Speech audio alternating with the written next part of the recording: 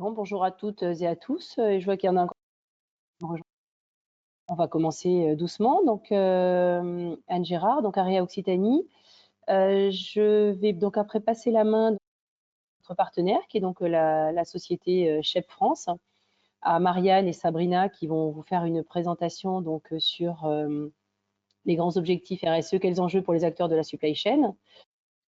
Avant de démarrer, hein, refaire un petit rappel sur ce qu'est la RSE, hein, c'est la responsabilité sociétale des entreprises. En fait, c'est comment l'entreprise va intégrer le développement durable, donc les 3 piliers du développement durable dans sa stratégie, tout en étant à l'écoute de ses parties prenantes. Donc en fait, hein, quand on pense évidemment au développement durable, les 3 piliers du développement durable, c'est l'économique, le social, le sociétal. Donc c'est que ces trois piliers soient parfaitement en phase, pour que l'entreprise soit dans une démarche donc responsable. Voilà, donc je vais laisser la parole donc à Marianne qui va commencer. Et alors, ce que je voulais quand même vous dire au niveau organisation, n'oubliez pas, hein, si vous en avez, de toute façon, on prendra un petit peu de temps à la poser. Vous avez donc un petit écran où vous pouvez poser, donc il est écrit questions. Donc à ce moment-là, moi, si effectivement vous avez des questions, je pourrais les poser aux intervenantes. Et puis après, je vous dis, on vous laissera un petit peu de temps à la fin pour les poser. Voilà, en tout cas, bonne réunion à tous. Marianne, à vous. Merci Anne. Bonjour à tous. Alors, juste, je vérifie. Est-ce que vous voyez bien mon écran? Et est-ce que vous voyez en écran plein mes slides? Oui, c'est bon. C'est bon, super, merci C'est beaucoup. bon. Ouais. Écoutez, ravi d'être parmi vous. Nous souhaiterions aborder les grands objectifs RSE. Et comprendre et partager en fait des recherches, des investigations et des réflexions que nous nous sommes nous-mêmes faites pour comprendre le rôle des acteurs de la supply chain dans ces grands objectifs RSE. Donc pour cela, nous avons découpé notre réflexion en 5 parties. Et la première est un petit peu le paradoxe qui court dans l'air du temps. Est-ce que RSE et supply chain associés sont une contradiction ou pas? Nous souhaiterions couvrir ensuite les enjeux et les durcissements du cadre légal. Brièvement nous présenter, Chep, qui sommes-nous et en quoi cette problématique nous intéresse. Balayer notre stratégie RSE et notre vision pour le futur, qui est de créer des chaînes logistiques régénératives. Donc, est-ce qu'RSE et supply chain sont antinomiques? Aujourd'hui, on parle beaucoup de décarbonation, de réduction des déchets, de pacte vert européen, d'ambition climat 2030 à 2050, de loi anti-gaspillage et d'économie circulaire, de responsabilité étendue des producteurs. Ce sont autant de sujets qui préoccupent l'ensemble des entreprises et des citoyens, qui sont clairement interconnectés, mais qui sont difficiles à décoder. Donc aujourd'hui, en tant qu'acteur de la supply chain, il est essentiel de bien les connaître pour les anticiper, puisque la supply chain est le maillon qui permet aux produits et aux services d'être distribués et acheminés, on va dire, au consommateur final. Euh, le défi à relever par les chaînes logistiques aujourd'hui est énorme. Il n'a jamais été, on va dire, aussi fort et aussi complexe. Nous vivons dans un monde où les consommateurs veulent toujours plus vite, plus de choix, dans des conditionnements de plus en plus petits, avec des tendances de comportement de consommation très changeants. Et pour autant, la chaîne logistique doit répondre à ces besoins, mais elle doit le faire tout en répondant aux enjeux environnementaux qui visent à décarboner, adopter les principes de l'économie circulaire et d'éliminer les déchets. Donc, en tant qu'acteur de la chaîne logistique, on va dire que on peut voir aisément que ce défi est majeur. Si l'on regarde sur la France, pour poursuivre dans ce potentiel paradoxe, quelques chiffres clés, nous voyons qu'en France, il y a 3,5 milliards de kilomètres qui sont parcourus à vide par des camions. Alors, effectivement, par rapport à la photo européenne, on est mieux disant, mais enfin, on parle quand même de 3,5 milliards de kilomètres. Chaque année, 5 millions de tonnes de déchets de papier et d'emballage qui sont émises. contre 35 millions pour l'Europe. Encore une fois, on n'est pas la lanterne rouge, mais on ne peut pas être satisfait de ça. Et pour finir, 10 millions de tonnes de déchets alimentaires dont l'on sait qu'un tiers est généré par les activités supply chain, que ce soit dommages produits, rupture de chaîne de froid, etc., etc. Donc aujourd'hui, effectivement, décarboner, adopter des principes d'économie circulaire ne paraît pas être, on va dire, immédiat ou tout au moins facile à actionner. Aujourd'hui, la supply chain, on va aller un petit peu plus dans d'autres chiffres, hein, clairement ne montre pas l'exemple. Nous émettons 4 fois plus d'émissions carbone que la production elle-même. Nous émettons à peu près 20% des gaz à effet de serre en Europe, on va dire essentiellement liés à l'activité transport inhérente aux chaînes logistiques. Et nous émettons 170 kilos de déchets de packaging par an et par personne. Et ce n'est pas fini. La supply chain génère elle-même ses propres emballages, a ses propres pratiques. Et aujourd'hui, une étude montre que sur un an d'activité, le film plastique qui est utilisé pour recouvrir les palettes et sécuriser les envois, la consommation de ce film plastique sur toutes les palettes en circulation en Europe pourrait couvrir, en fonction des pratiques, l'intégralité de la planète une fois par an ou 4 fois par an. Donc en gros, quand on planifie, on est dans le planning, on sait exactement ce qu'on consomme, on fait le tour une fois. Et quand on est un peu plus dans l'urgence, erraticité des prévisions, on va sur 4 fois en un an. Donc inutile de dire que le packaging supply chain et la supply chain en général n'est pas bien disante. On parle beaucoup du 7e continent, de déchets plastiques pour l'emballage, on va dire, primaire, mais l'emballage, le packaging logistique, qui est l'emballage secondaire, tertiaire et ses accessoires, aujourd'hui, à ce titre, n'était pas encore un objectif. Donc, quelque part, se dire qu'on n'était pas en avance n'est pas faux, tout simplement parce que on ne s'était pas penché d'un point de vue RSE, d'un point de vue cadre de reporting extra-financier. Ça n'était pas dans l'air du temps et dans l'air des priorités.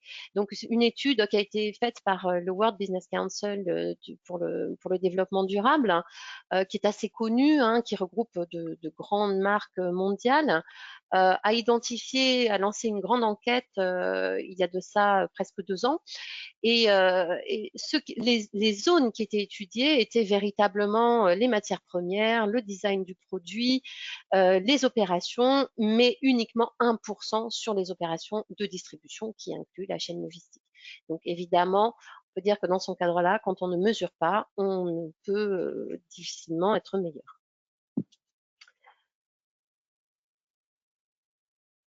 Enjeu et durcissement du cadre légal.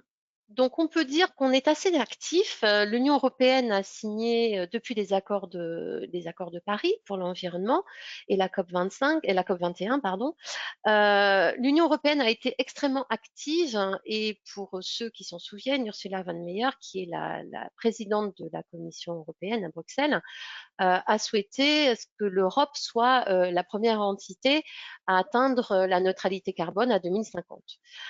Donc, dans ce cadre, l'Europe a produit le pacte vert, en clin d'œil à un autre pacte New Deal en anglais, qui a eu lieu en début du XXIe siècle pour lancer la consommation aux États-Unis.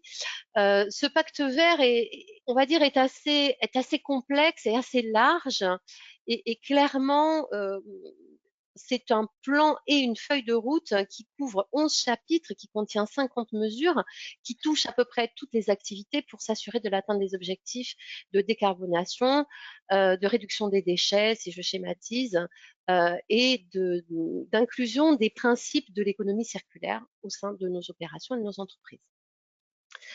Alors, ce plan, aussi vaste semble-t-il, si on le décode un petit peu, il y a, on va dire, trois gros objectifs, 2 de décarbonisation et 1 d'adoption des principes d'économie circulaire, mais il vient également avec une feuille de route comment on doit, nous, en tant qu'entreprise, quelle que soit l'activité dans laquelle nous opérons, comment on doit appréhender cette atteinte d'objectifs. Donc, bien évidemment, on parle, et là, c'est un rappel de feuille de route pour, on va dire, ce qui touche à la chaîne logistique spécifiquement.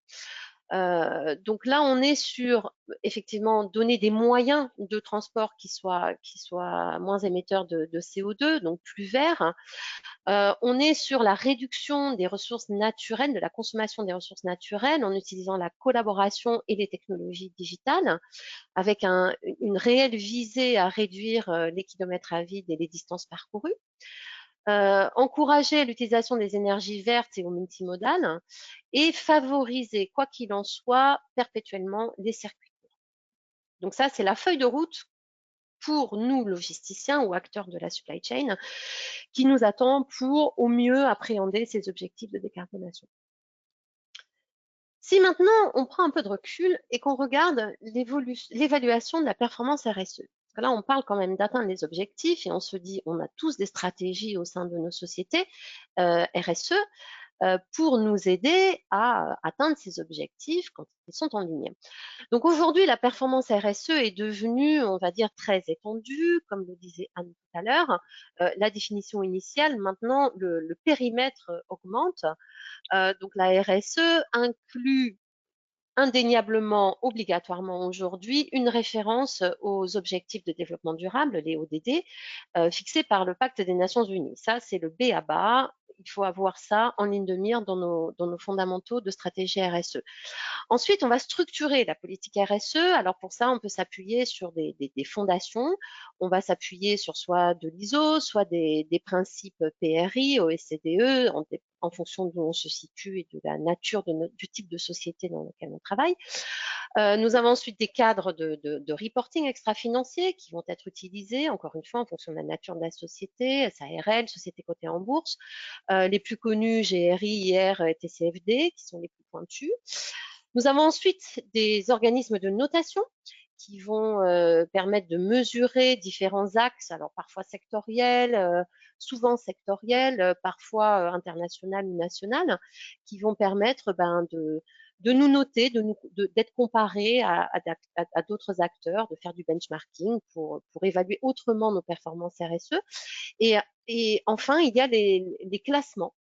Les classements qui sont aujourd'hui assimilés à une bourse environnementale, un petit peu, avec des systèmes de cotation, donc le Dow Jones, le FTSE, qui sont les bourses de Londres et de New York, qui ont créé leurs propres indices environnementaux.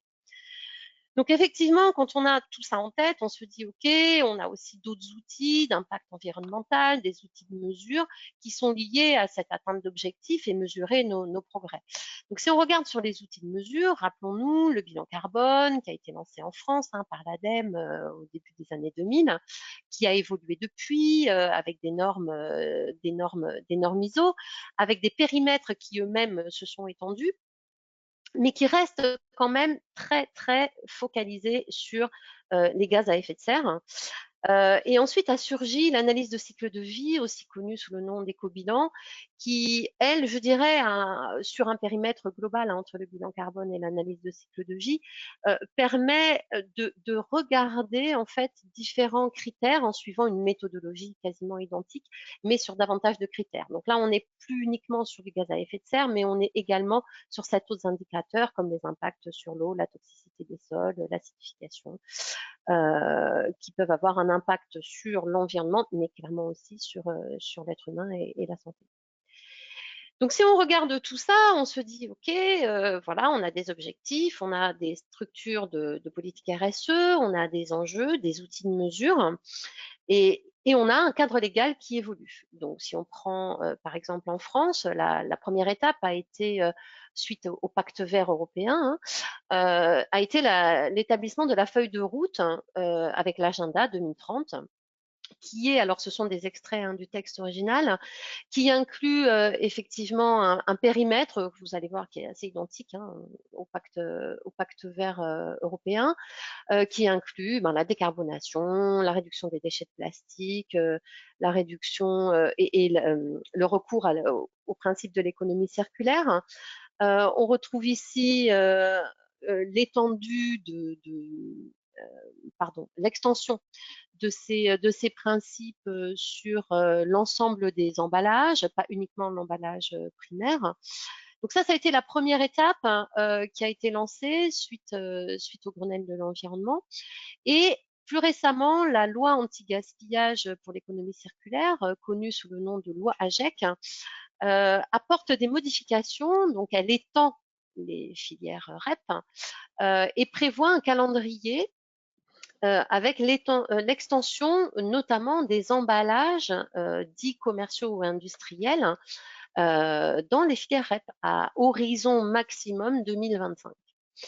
Donc, ce qui est plein de significations pour la chaîne logistique, directement, et c'est une activité que l'on connaît, les emballages générés par les activités logistiques elles-mêmes vont maintenant également rentrer en ligne de compte des filières REP, des rapports extra-financiers en fonction des évolutions.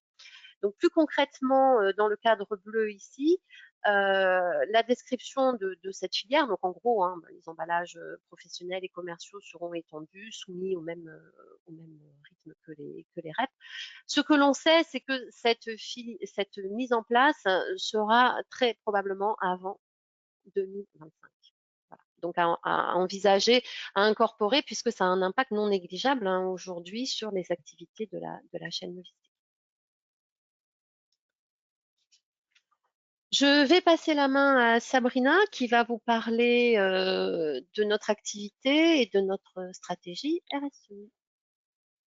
Merci Marianne, bonjour à toutes et à tous. Donc Shep, qui sommes-nous? Donc, depuis plus de 60 ans, Shep est l'un des principaux fournisseurs mondiaux de solutions logistiques. Par solutions logistiques, on entend des produits, c'est-à-dire des emballages tertiaires ou secondaires, mais aussi des services associés, notamment des services de solutions de transport collaboratif, dont on reparlera juste après aussi dans la présentation. Notre modèle économique de gestion-location d'actifs, que l'on appelle pooling, est basé sur les principes de l'économie circulaire, donc basé elle-même sur le partage de nos actifs, la réutilisation de ces mêmes actifs par le tri et la réparation effectués au sein de nos centres de services et le recyclage des éléments en fin de vie.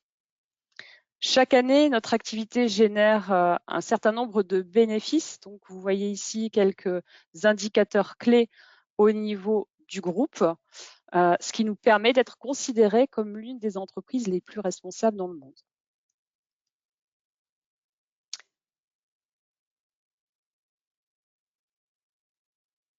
Donc, Shep en France et Shep au niveau européen, c'est la force de frappe d'un réseau international avec une forte empreinte nationale au travers de nos 27 centres de services basés un peu partout en France. La taille de ce réseau est revue régulièrement afin de nous permettre d'être toujours plus rapides et plus réactifs pour répondre aux besoins de nos clients. Shep s'est implanté en France en 1980. Nous fêtons donc cette année nos 40 ans, 40 ans de collaboration et de projets au service de nos clients, aux côtés de nos collaborateurs et aussi de nos partenaires, avec toujours pour objectif phare d'optimiser au mieux nos opérations et de réduire notre empreinte carbone.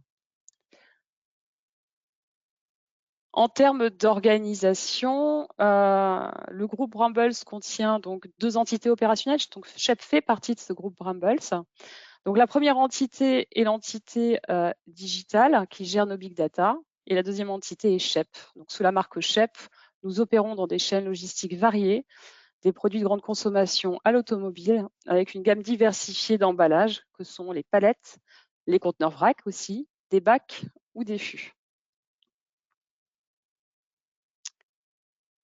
Vous trouvez ici le schéma, on va dire, standard de nos flux, de l'approvisionnement de nos palettes auprès de nos clients industriels, jusqu'à l'envoi dans le réseau de distribution. Ensuite, nous avons la collecte de ces palettes au niveau des points de vente, en passant par aussi nos centres de service où s'effectue le tri et la réparation de nos actifs pour assurer un stock disponible de palettes avec un niveau de qualité homogène et standardisé. En termes de gamme de produits, nous proposons des solutions palettes adaptées aux besoins de nos clients tout au long de leur supply chain, donc des solutions flux amont, des solutions de distribution et aussi des solutions au point de vente. Donc, ces 3 types de solutions vous sont présentés dans le slide suivant. Donc, non, pas dans le Non, slide suivant. dans l'autre, dans l'envoyé. Oui, c'est tout à fait ça. Donc, juste pour, mais c'est pas grave. De toute façon, vous aurez cette version updatée du jour. Donc, au niveau des solutions, comme on disait, donc il y a les solutions Fluamont, ce que l'on appelle dans notre jargon FMS ou First Mile Solution. Ce sont toute notre gamme de palettes plastiques grand format qui sont adaptées aux activités nécessitant des niveaux de haute hygiène. Ensuite, nous avons les solutions de distribution ou middle mile, ou ce que l'on appelle encore chez Shep le core business. Donc, ce sont en fait des palettes bois. Donc, on retrouve nos palettes type Europe 80-120, les palettes type UK 100-120 et aussi des palettes marque 55. Ce sont les palettes export spécifiques liées aux exports Canada et US. Et enfin, le troisième type de solution, ce sont les solutions au point de vente ou LMS ou encore Last Mile Solution. Donc là, ce sont toutes nos palettes fractionnelles, donc quart de palettes plastiques, demi-palettes bois ou bois métal, et aussi les dolly qui sont des quarts de palettes plastiques avec des roulettes. Donc tous ces formats fractionnels sont adaptés aux besoins, notamment des promotions et de la mise en avant des produits au point de vente.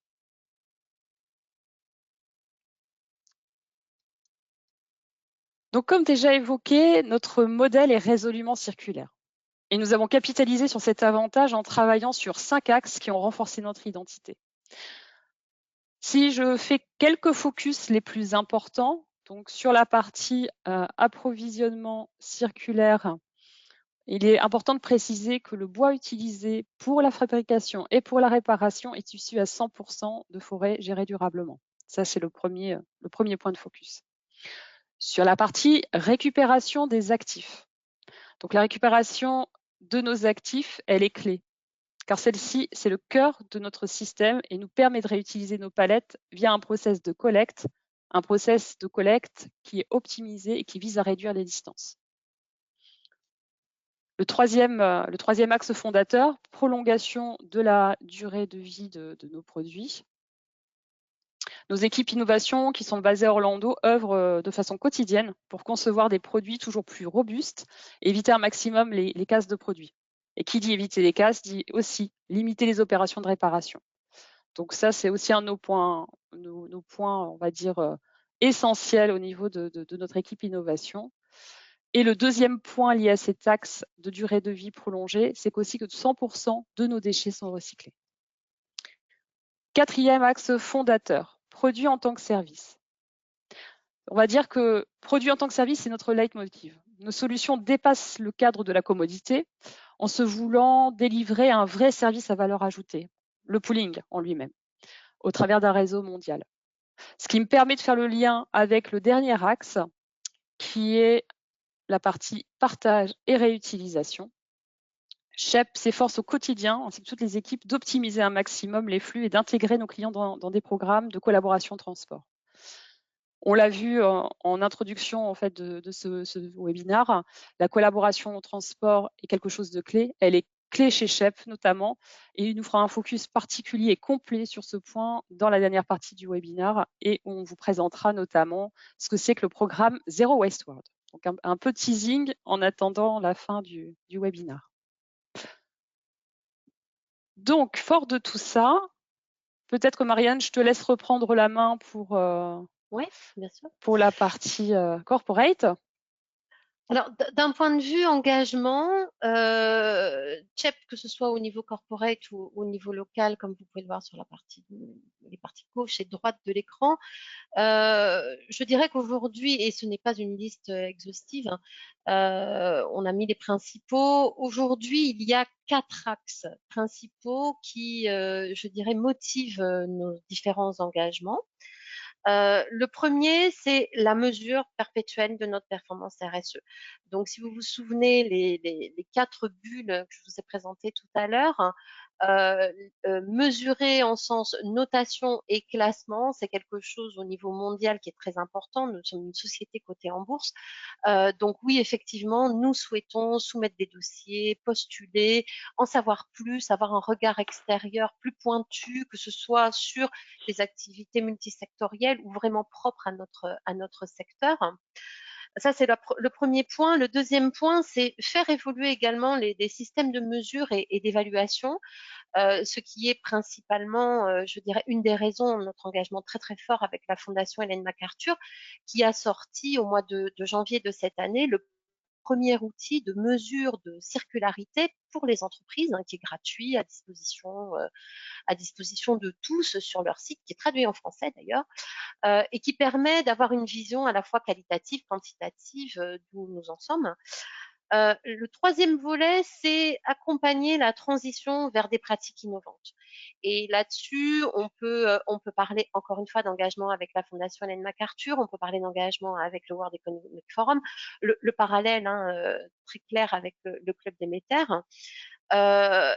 Et je dirais le dernier volet, c'est vraiment l'engagement collectif sur des objectifs ambitieux tels que FRED 21 ou l'ambition climat 1,5 degré auprès des Nations Unies. Peut-être que Sabrina, tu veux développer un petit peu plus nos engagements français? Oui, merci Marianne. Donc effectivement, Chef France est pleinement engagé dans ces différents types de programmes d'organisation de systèmes de reconnaissance. On a différents leviers donc, qui sont basés sur comment dire, les trois focus du développement durable. Si je prends l'axe sociétal, aujourd'hui, CHEP est pleinement engagé au niveau France et aussi au niveau européen dans le système Top Employeur. L'objectif étant effectivement pour nous de recruter des talents, d'investir dans leur développement, fidéliser nos collaborateurs. C'est un véritable engagement chez Chef France. Donc cette certification pour nous est aussi clé. Et en complément, on peut y joindre aussi notre partenariat au programme Lead Network, qui a pour mission d'accompagner le développement des talents féminins au sein des industries en Europe. Donc, on est complètement engagé dans cet axe-là, mais tout comme on l'est aussi sur la partie, on va dire, le pan économique du développement durable, le pan business. Comme tu précisais, Marianne, effectivement, nous avons des partenariats avec notamment le club Déméter. Donc, sur la partie club Déméter, mais tout comme pour la SLOG, nous sommes partenaires et nous faisons partie du conseil d'administration de ces deux entités-là, ce qui nous permet en fait de faire partie aussi de ces cercles, on va dire, de réflexion et de s'appuyer sur l'intelligence collective des partenaires pour accompagner l'ensemble des entreprises à transformer aussi à leur supply chain et répondre de mieux en mieux aux demandes du marché, notamment à ces demandes RSE.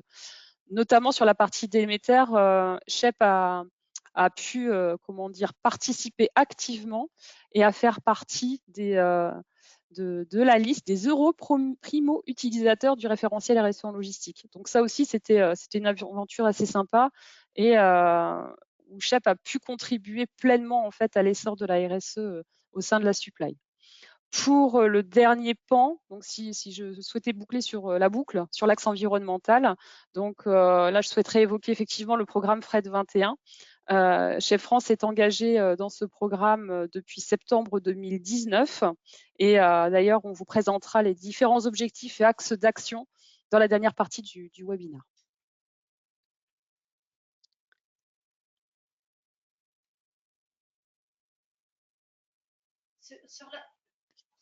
Oui. Pardon. Oui, excusez-moi. Oui. Sur la partie fortement identitaire, je souhaite juste souligner un point extrêmement important. Nous avons souhaité fortement utiliser l'analyse de cycle de vie comme étant le fer de lance je dirais, de notre identité, qui est de promouvoir également l'impact environnemental de ce que l'on utilise. Et je vais laisser Sabrina vous en parler davantage, hein, mais c'est d'un point de vue développement durable et RSE, c'est un vrai pilier parce que nous avons un certain nombre de produits en référence et c'est un effort conséquent et récurrent effectué par nos équipes RSE chaque année pour étendre le nombre d'analyses de cycle de vie et les mettre à jour.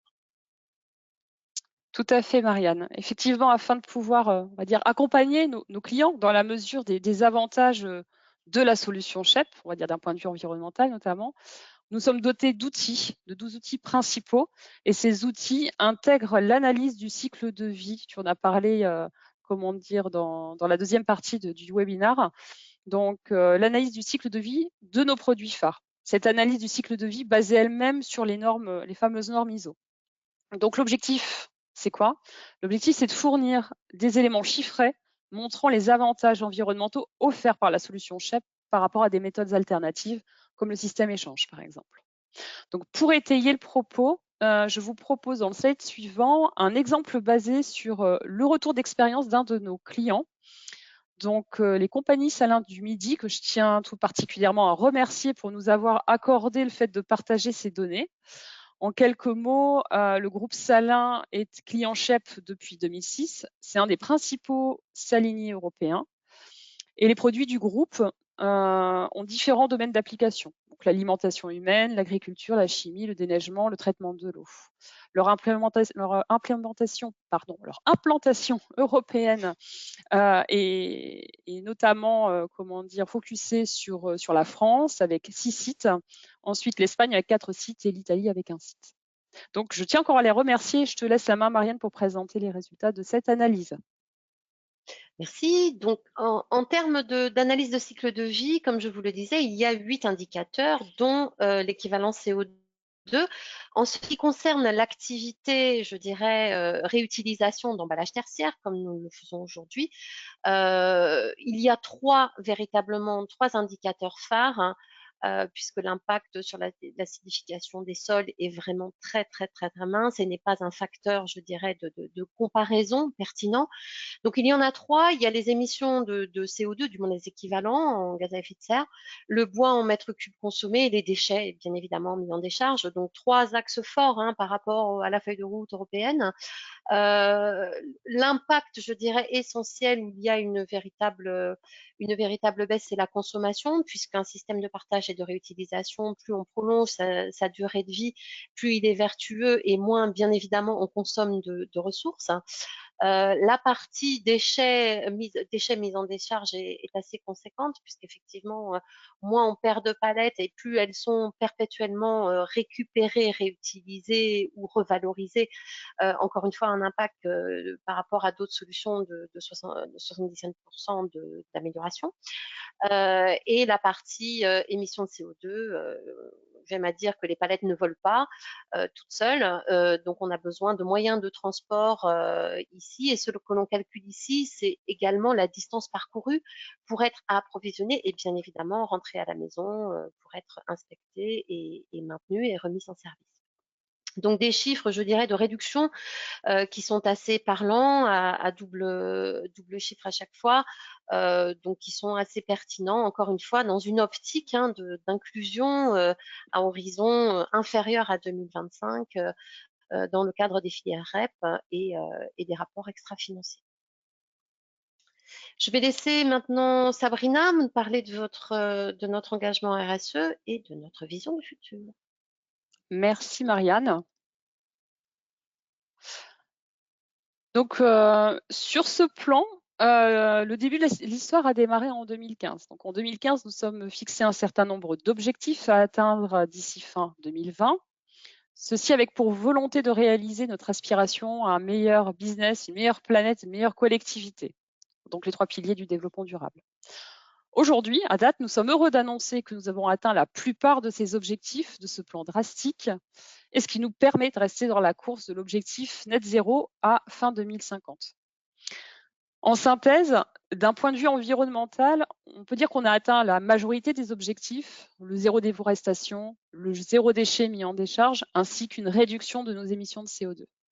D'un point de vue économique et business, notre modèle nous permet d'impacter positivement l'environnement avec un grand E de nos clients qui optent pour la solution de pooling par rapport notamment aux solutions telles l'échange, avec un impact positif qui est renforcé par le développement des collaborations transport.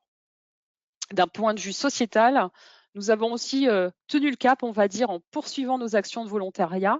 Donc, chaque collaborateur chez SHEP a le droit en fait d'utiliser 3 jours par an pour justement participer à ces actions de volontariat.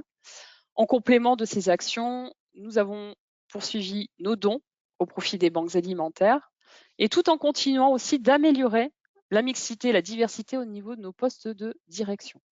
Donc voilà, un panel assez complet, des challenges qui ont été relevés et comment dire, notre objectif maintenant, c'est d'aller plus loin. C'est d'aller plus loin. Et qu'est-ce que cela veut dire, aller plus loin? Un impact positif et durable sur la planète.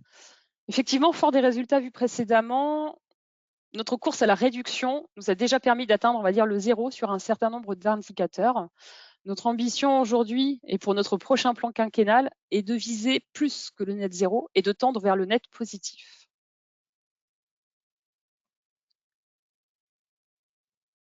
Donc, qu'est-ce que cela sous-entend? Donc, nos objectifs de développement durable pour fin 2025. On retrouve ici nos 3 piliers qui intègrent les principales actions du plan quinquennal du groupe et qui visent le net positif à la fin 2025. Le premier pilier, qui est pilier environnemental, est celui qui impactera le plus cette notion de net positif. Notre objectif sera ici de poursuivre nos actions d'ores et déjà lancées, d'aller plus loin. Donc, quelques exemples clés, la reforestation, en replantant 2 arbres par arbre utilisé. L'engagement vers la neutralité carbone d'ici 2050, en signant notamment l'ambition climat, et l'exploitation de nos propres déchets dans notre production.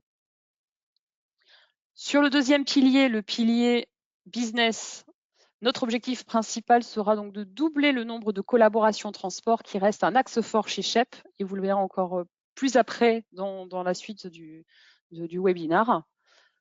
Et pour finir, le troisième pilier, le pilier collectivité, où nous poursuivrons toutes nos actions de promotion de l'économie circulaire, un objectif auquel j'espère notre webinaire contribuera aussi ce jour. Alors, oui. Donc, notre vision du futur, comme on le disait tout à l'heure ou brièvement, est de créer des supply chains régénératrices et régénératives.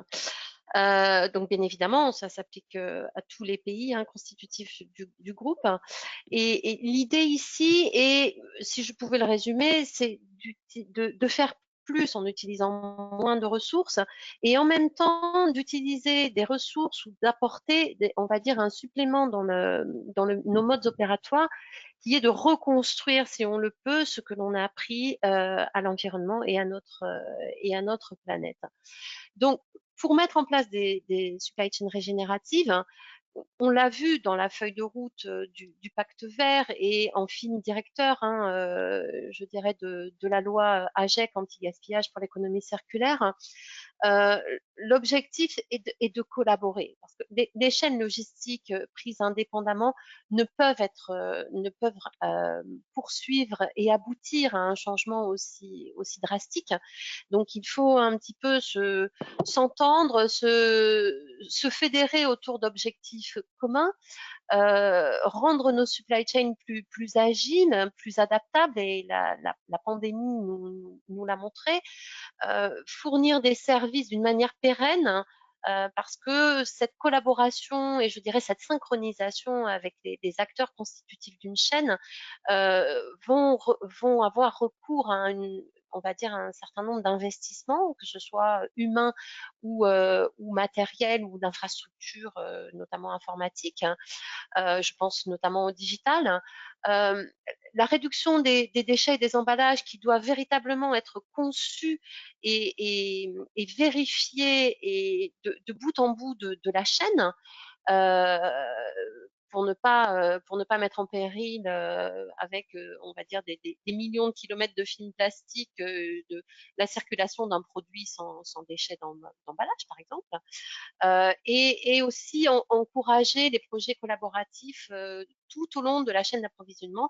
Ces projets collaboratifs vont être clés pour construire des schémas de demain, mais également pour, on va dire, continuer cette perpétrer cette agilité qui nous fera, je dirais, qui sera un grand atout pour l'atteinte de ces objectifs, notamment dans un contexte où on n'a pas toujours des solutions, et j'y reviendrai peut-être un petit peu plus tard.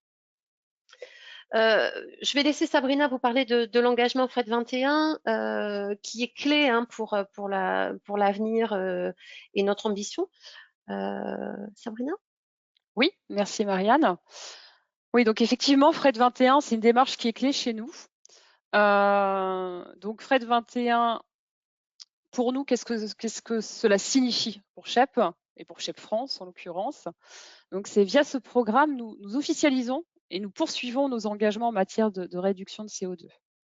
Donc l'objectif de SHEP France, c'est de réduire de 7% nos impacts CO2 sur une période de 3 ans. Donc là, quand vous, comment dire, il y a une coquille qui a été corrigée, mais qui apparaît sur le slide. Donc c'est pas moins 7% d'ici 2023, mais c'est moins 7% d'ici, on va dire, mi-2021.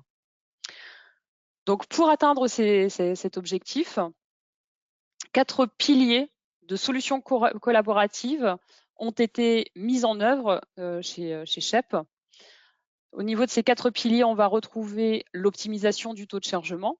Donc l'objectif ici, c'est de concentrer les collectes de palettes sur les plateformes de la grande distribution et aussi en optimisant la hauteur des palettes dans les véhicules.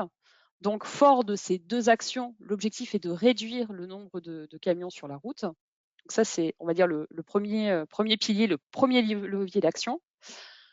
Le deuxième pilier, c'est la réduction des distances parcourues. Donc, grâce à un système intelligent développé par PXB Digital, que je vous ai présenté en début de webinaire dans notre organisation. Donc, c'est notre filiale numérique.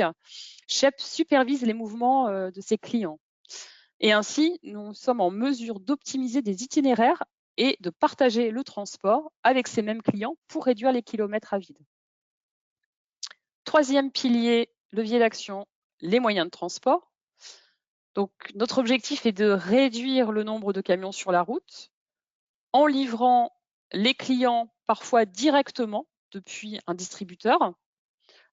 C'est une des options possibles qui s'appelle le service origine distribution. Et aussi en réutilisant dans certains cas des trains retour vides de nos mêmes clients. Donc quand cela est possible, effectivement. Donc on travaille sur ces axes d'améliorer, de faire évoluer nos services, et aussi en intégrant un maximum de multimodal quand cela est possible au niveau de nos flux. Le dernier levier, donc achat responsable. Donc SHEP s'engage à augmenter en 3 ans le nombre de partenaires transporteurs signataires de la charte Objectif CO2. 65% d'entre eux l'ont déjà signé. Et nous étudions également l'utilisation d'autres énergies alternatives comme l'hydrogène ou l'électricité. Donc voilà un peu on va dire les 4 piliers d'action qui vont nous permettre d'atteindre courant d'année prochaine cet objectif de réduction de notre impact CO2. Donc pour vous donner quelques éléments complémentaires. Oui, non, je pensais que tu allais parler, c'est pour ça, Marianne. Je pensais que tu allais intervenir. Non, mais bien sûr, il n'y a pas de souci. Donc, deuxième pilier dans notre chemin vers des supply chains régénératives. Donc, le premier est Fred 21 pour, je vais dire, on peut le résumer comme ça, Sabrina, notre propre amélioration hein, de l'impact, de nos impacts liés à nos mouvements de palettes. Le deuxième volet, lui, plus collaboratif au sens plus large, c'est cette collaboration de transport qui a presque, je dirais, vu le jour en Europe au travers de la France. Une collaboration qui est soit mono-acteur, on va dire un industriel ou un distributeur et SHEP, soit multi-acteur, donc industriel, distributeur et SHEP, qui est, je dirais, pérenne avec des lignes de collaboration qui ne changent quasiment pas d'une année sur l'autre, donc qui se prouvent être efficaces et maintenues. Pérennisée du coup et aboutie dans la mesure où elle inclut aussi des solutions de transport multimodal voire même qui inclut aujourd'hui différents types de collaboration, notamment des partages de sites d'entretien et de réparation sur les sites même de nos clients ou distributeurs.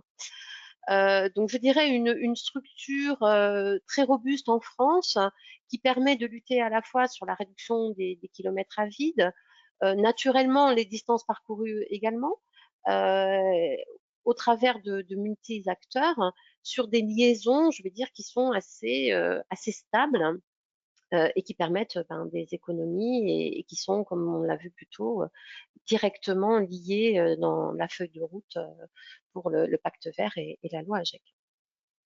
Souhaites-tu rajouter quelque chose, Sabrina? Je pense que tu as assez bien résumé le point. Pour juste compléter en fait au niveau de cet axe collaboration et orchestration de transport. Aujourd'hui, on a deux grandes solutions qui sont, comment dire, que l'on peut mettre à disposition de nos clients. Donc, on a la solution que l'on appelle distance. Donc, c'est une solution qui vise à optimiser le transport aller-retour de l'eau complet. Donc, c'est une approche collaborative qui permet de réduire le kilométrage à vide, d'augmenter la disponibilité des camions et donc d'agir positivement sur l'environnement. Et la deuxième solution, qui est la solution capacité, donc sont des solutions pour optimiser le transport donc de l'eau partielle en favorisant le groupage en vue d'obtenir un chargement complet. Donc, les participants augmentent ainsi la capacité et la productivité du transport tout en réduisant leurs émissions de CO2. Donc voilà un peu pour compléter le propos de cet axe fort, comme tu le disais, un axe fort chez Shep. Et toutes ces collaborations, elles se veulent être effectivement pérennes et on tente d'intégrer un maximum des solutions multimodales quand elles sont possibles. Exactement. Et le dernier volet, dans notre quête de supply chain régénérative, c'est aller plus loin dans l'éco-conception. Donc, dans un système de partage et de réutilisation comme le nôtre, nous disposons on va dire, d'un tiers de milliard d'emballages tertiaires et secondaires en circulation à travers le monde. L'idée, c'était aussi d'aller plus loin dans cette éco-conception. Donc après, je dirais, dans la poursuite de l'allongement du cycle de vie du produit, de la durée de vie du produit, c'est aussi d'injecter des déchets post-consommation, d'emballage primaire, voilà, dans nos produits pour, je dirais, utiliser moins de ressources naturelles. Donc, c'est un engagement fort du groupe sur notre plan à 5 ans à 2025, qui est d'augmenter cette part à hauteur de 30% de nos matériaux, de nos produits composés de plastique. Et donc, le lancement du Q+ à roulette, donc du quart de palette à roulette, qui est fait à 100% de déchets issus de consommateurs finaux. Voilà pour nous. Nous avons terminé notre présentation. Écoutez, nous sommes à votre disposition pour des questions, en espérant que cela aura été instructif et nous vous attendons pour interagir davantage. Alors, moi, j'ai récupéré là 2 questions déjà pour démarrer, puis après, j'espère qu'on en aura d'autres. Alors, quelle est la voie pour la logistique décarbonée, sans déchets et circulaire? Première question. Alors, je veux bien y répondre, Sabrina, si tu Oui, veux. oui. Parfait. Aujourd'hui, notamment lors de sessions stratégiques dans l'établissement de notre plan RSE à 5 ans, une chose est claire, c'est que nous arriverons à une chaîne logistique décarbonée sans déchets circulaires uniquement si nous arrivons à transformer la chaîne logistique en chaîne de valeur. Et ça, c'est clé. C'est clé parce qu'on ne peut pas travailler avec des partenaires, des fournisseurs, des sous-traitants ou des clients quand on a des objectifs complètement diamétralement opposés. Donc, si on est en quête d'élimination des déchets et que par ailleurs on exige du suremballage, c'est complètement stérile, ça s'annule. Donc, on ne parviendra pas à ces choses-là. Donc, l'objectif, c'est un petit peu de travailler avec des personnes qui ont les mêmes ambitions que nous. Et rappelons-nous qu'à 2050, on doit tous être à zéro. Donc, c'est compliqué, mais ça va être clé. Ça va être véritablement clé. Comment on va construire, comment on va passer de chaîne logistique à chaîne de valeur, je dirais qu'il y a des principes, hein, il y a des caractéristiques de ces chaînes de valeur qui sont très fortes aujourd'hui.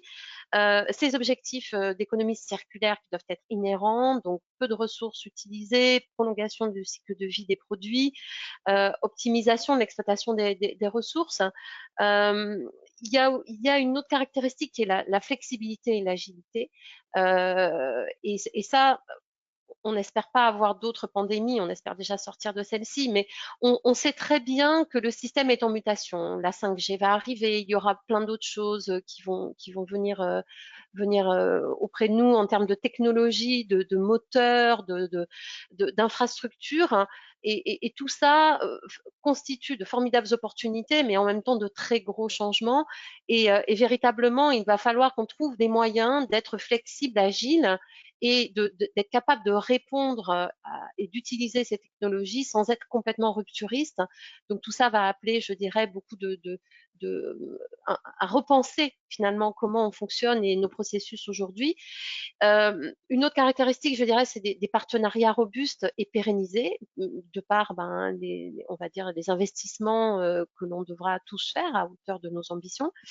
Être interconnecté, alors digitalisé, pourquoi pas, real time, temps réel, comme on veut, mais en tous les cas interconnecté véritablement pour pouvoir s'accompagner dans les changements et utiliser de façon opportune les nouveautés qui se révéleront.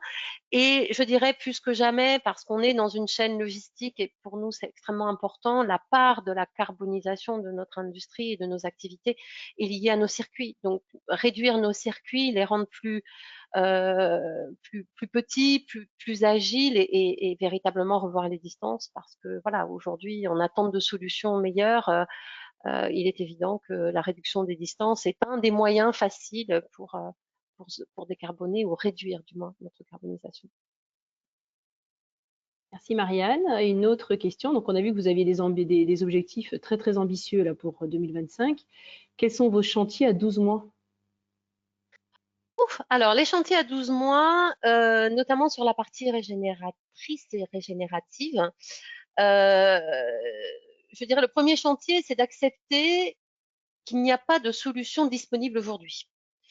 Donc, quand on dit on veut aller vers du net positif, on n'a pas aujourd'hui de certification, d'offres, notamment sur le bois, une solution toute faite qui existerait, où on pourrait dire, à chaque fois qu'on achète, qu'on fait couper un arbre, on en replante 2, 3, 4, 5. Ça n'existe pas aujourd'hui. Il y a des systèmes de certification qui n'existent pas non plus. Donc, notre premier chantier, c'est d'accepter ça et de se dire comment on va y contribuer.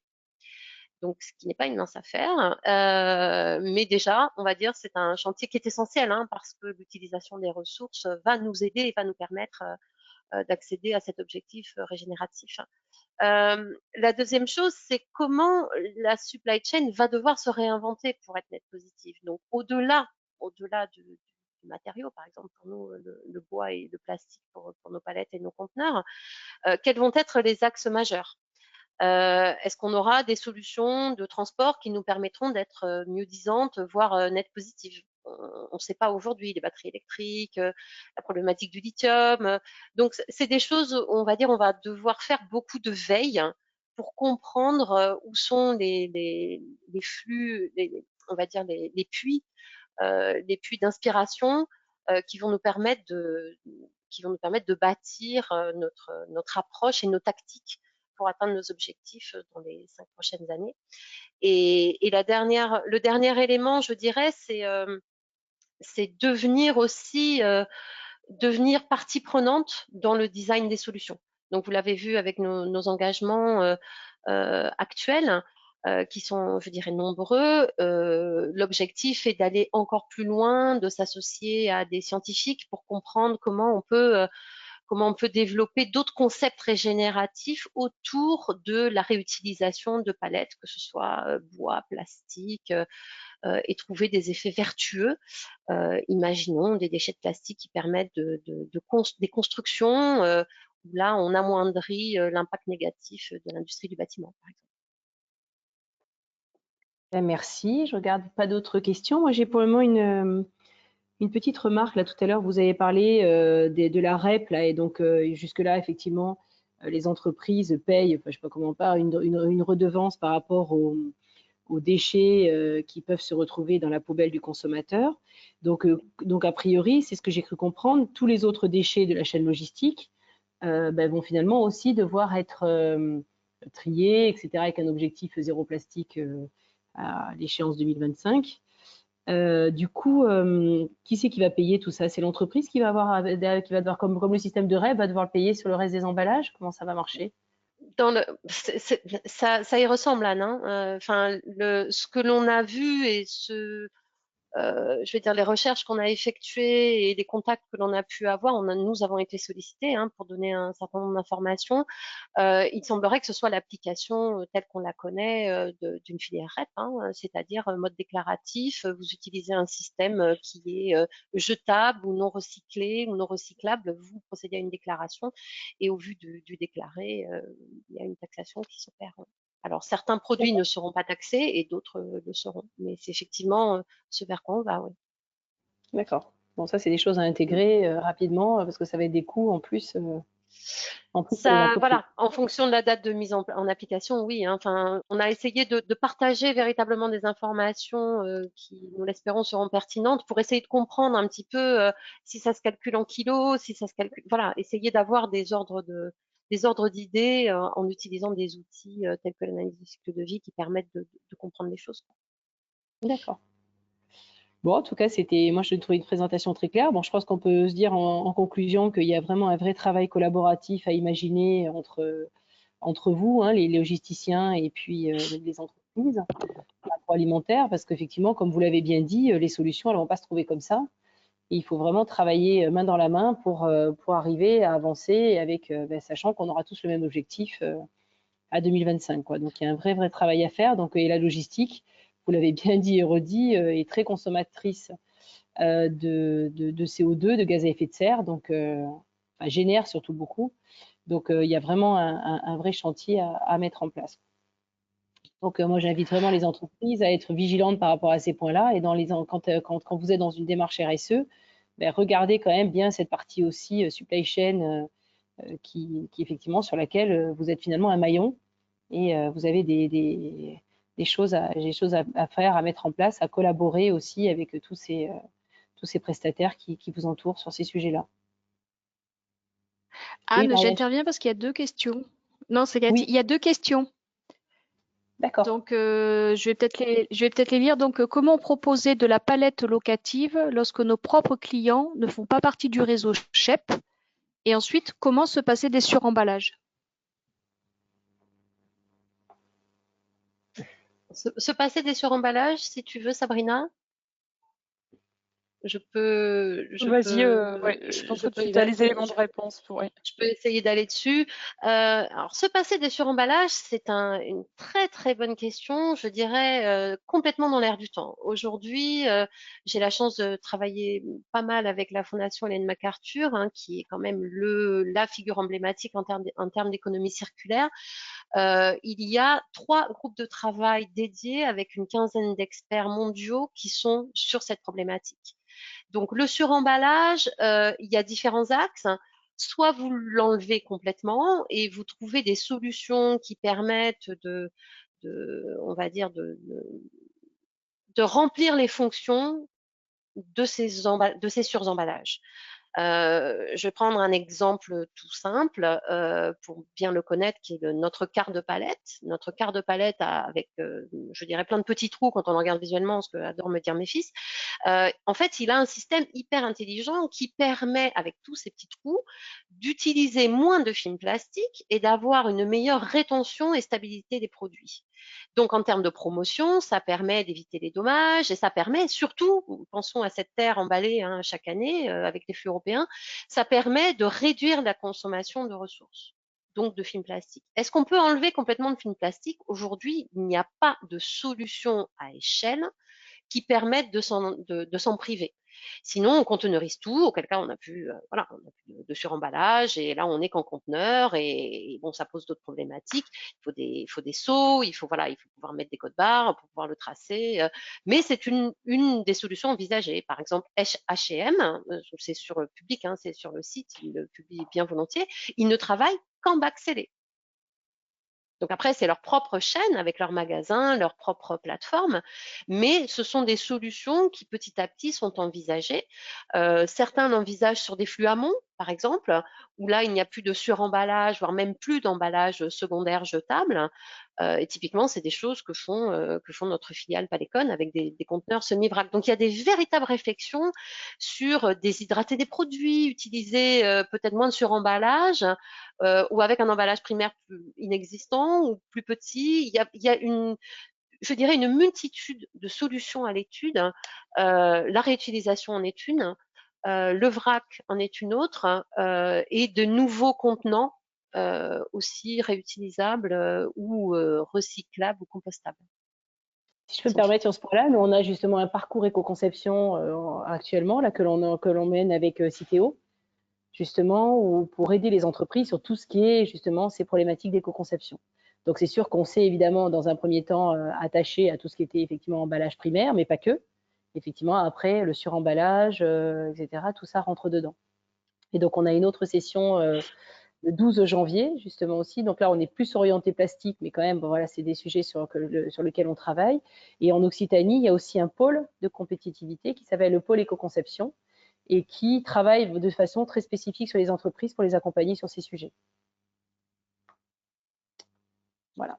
Donc, je pense qu'on est, voilà, on a vraiment pas mal de réponses à toutes vos questions. Donc, sur cette partie aussi, emballage, suremballage et éco-conception, on peut aussi vous aider. Voilà, donc là, il y avait a priori, donc oui, effectivement, j'avais, oui, dans toutes les petites cases, j'avais pas vu, c'était au-dessus les questions. Moi, j'étais à celle du dessous. Voilà, bon, je pense que là, effectivement, j'ai bien fait le tour, je n'en vois pas d'autres.